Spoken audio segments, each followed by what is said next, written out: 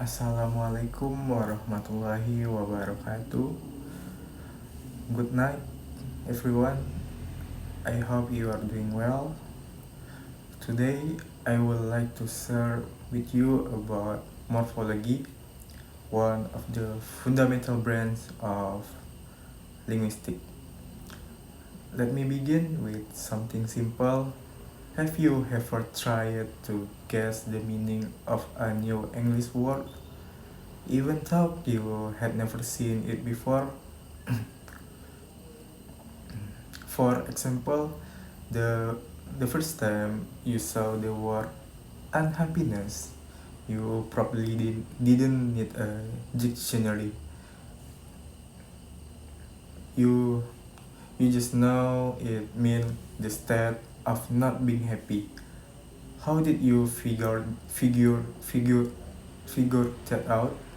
Because you recognize the part un plus happy plus ness. Wait a minute. That's that's that that's called morphology. That called is morphology.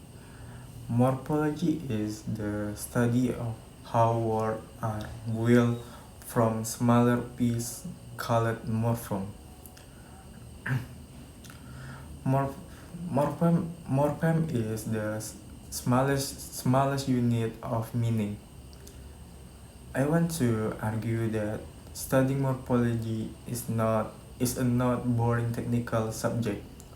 On the contrast, it is a powerful way to understand language, to see how it grows, and to become more effective communicator in our daily life.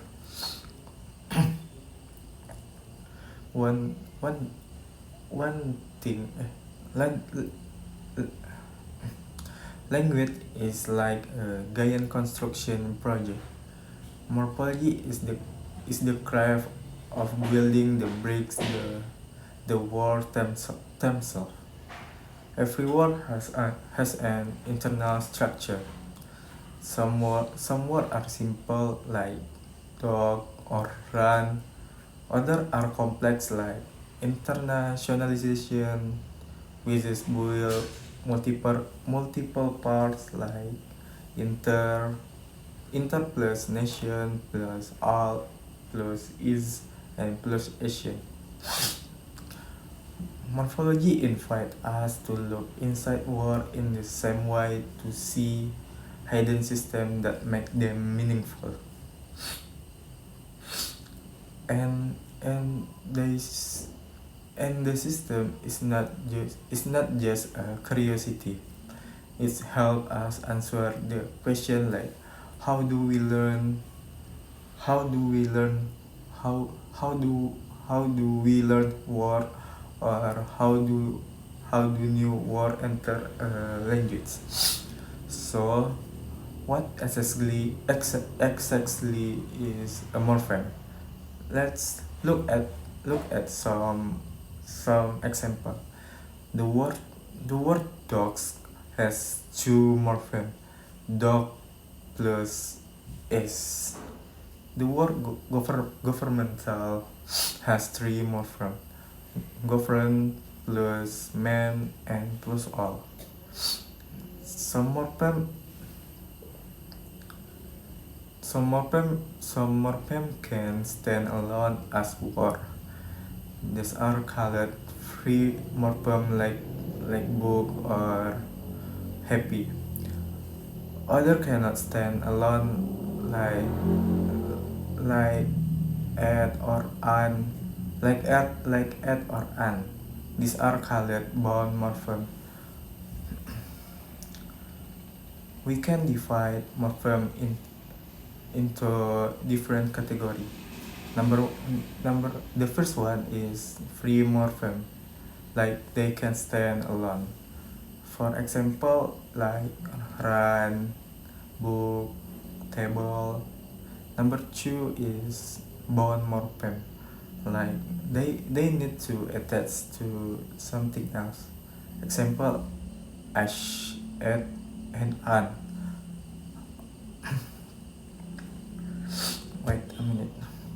One, one of the most common process in word building is prefix and suffix. The first one is prefix. Prefix are added to the beginning. Example: disagree, misunderstand, and unknowledge. The second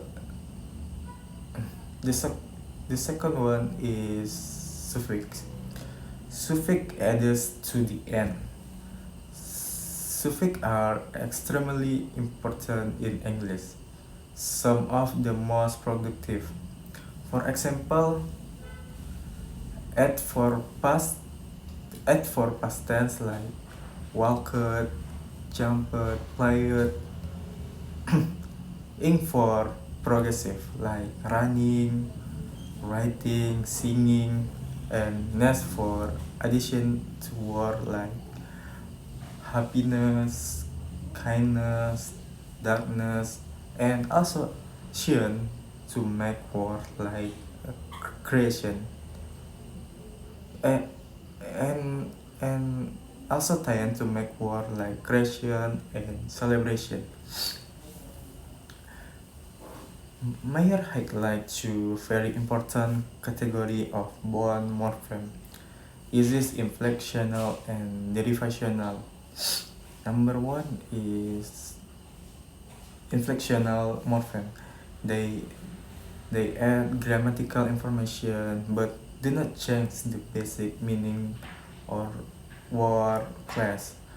For example, like dogs because this is a plural, walk to walked present past tense, run to running present continuous tense, tall to taller present comparative, and tall to tallest to present superlative.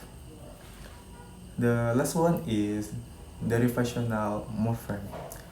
They often create new word can change the word class. For example, like happy to happiness, teach to teacher, friend to friendly, hope to hopeless, like to dislike. This distinction is essential because it shows how morphology interact with grammar and meaning in the same time. So after everything we seen, it should be clear that morphology is not just a technical topic for linguistics. It is the key. It is the key of unlocking the logic of language. That's my all that I can present. Thank you to Mr. Hanafi as the lecturer of this course. I will close with Assalamualaikum warahmatullahi wabarakatuh. Thank you.